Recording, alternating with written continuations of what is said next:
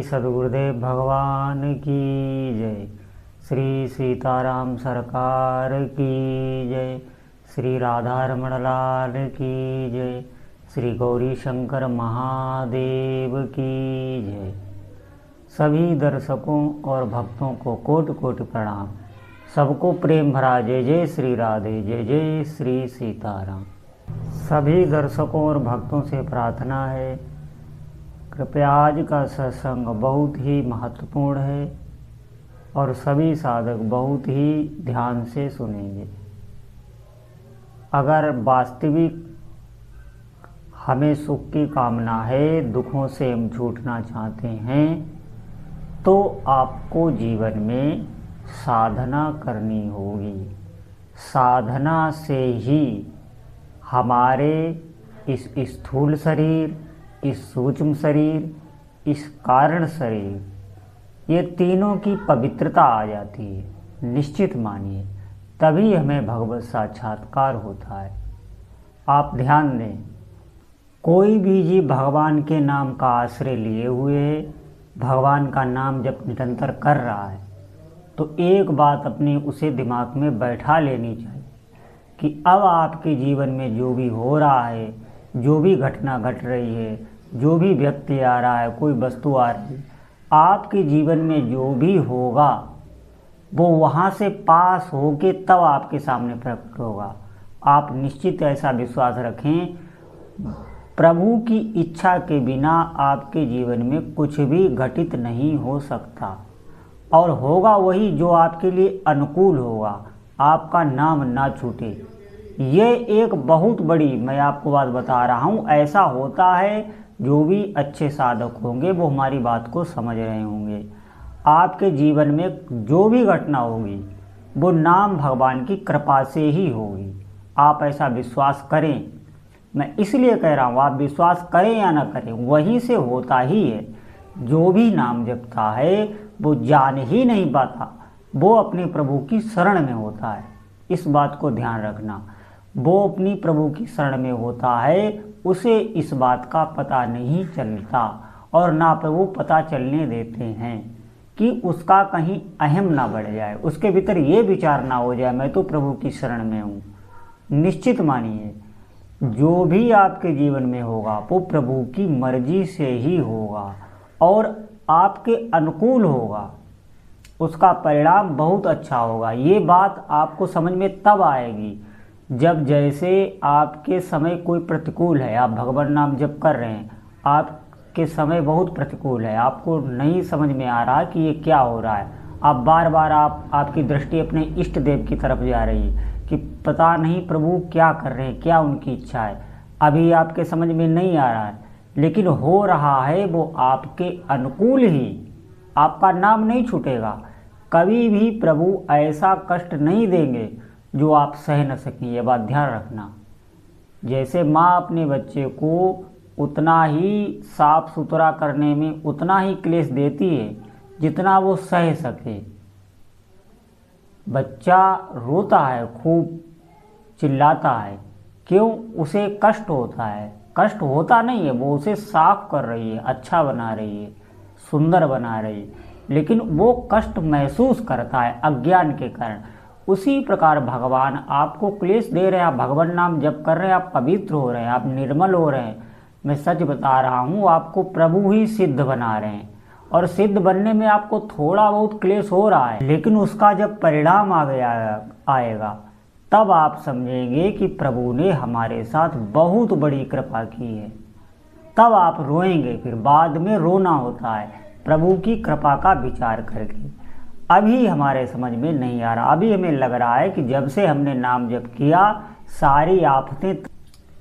जब आप साधना करते हैं, जब आप जप करते हैं, तो मन में जो हमारे दुख की आशा, भोगों की आशा, जैसे दुख आपको है नहीं, लेकिन एक दुख का भय मानसिक बना ही रहता है। कभी भी आप पूर्ण रूप से निर्भय नहीं हो पाते, सब कुछ आपके पास है, फिर भी भय बना हुआ है।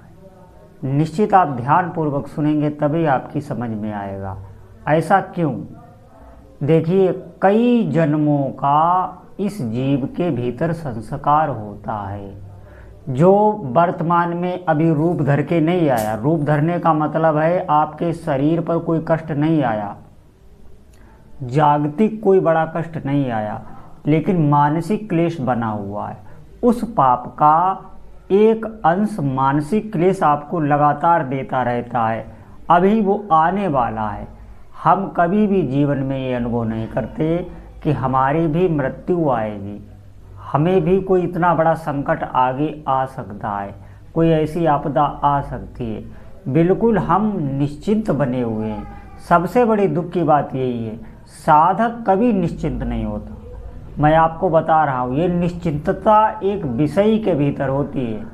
साधक प्रारंभ में भय में रहता है, उसे भय होता है संसार से, तभी वो भजन करता है, वो भगवान की ओर भागता है। जैसे छोटा बच्चा, उसको जब कोई भी आफत आती है तो वो अपनी माँ की तरफ भागता है। निश्चित मानिए, वैसे ही जीव प्रभु की तरफ भागता है, उनके नाम की तरफ भागता है।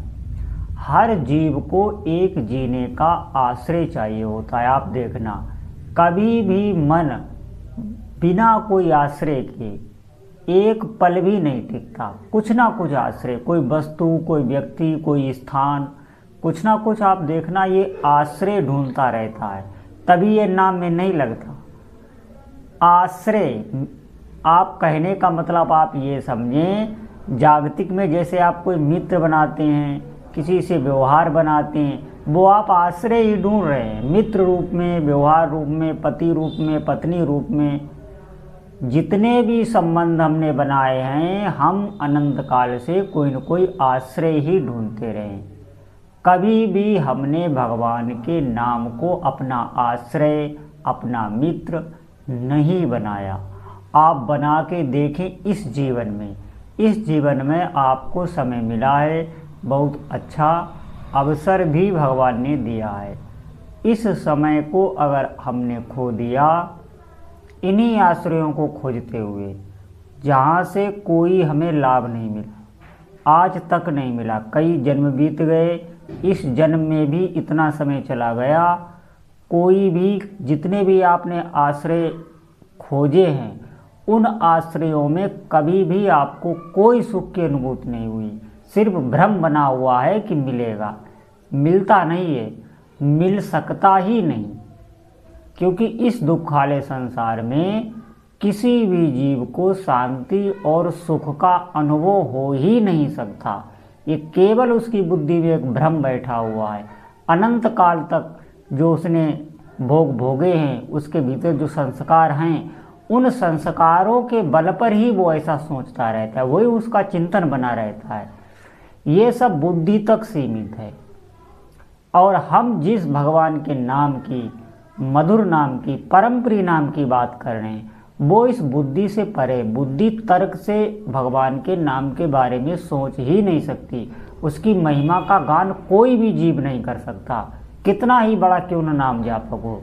मैं सच आपको बता रहा हूँ, भगवान के नाम की महिमा का एक अंश भी कोई जीव अपनी इस जबान से वर्णन नहीं कर सकता। अद्भुत महिमा है भगवान के नाम की। अब आप कहेंगे हमें तो कुछ अनुभव नहीं हो रहा। आपको कुछ भी अनुभव नहीं हो सकता अगर आपको विश्वास नहीं है। विश्वास करने के लिए और कोई प्रयास नहीं करना, नाम को ही बढ़ाना है। नाम जैसे आपकी मात्रा कम है, संख्या कम है, जैसे आप 1 घंटा जप रहे हैं तो आपको 2 घंटे कर देना है। निश्चित हमारी बात भले ही आपको समझ में ना आ रही हो, आपको नाम ही बढ़ाना है। नाम से ही विश्वास प्रकट होगा। और विश्वास का कहीं कोई ग्रंथ नहीं पढ़ना, कोई पोथी नहीं पढ़नी। जितना अधिक आप नाम जप करें, तो भगवान के नाम जप की बहुत महिमा है। सभी भक्तों से प्रार्थना है, अधिक से अधिक आप निर्द्वंद रूप से जप का आश्रय लें।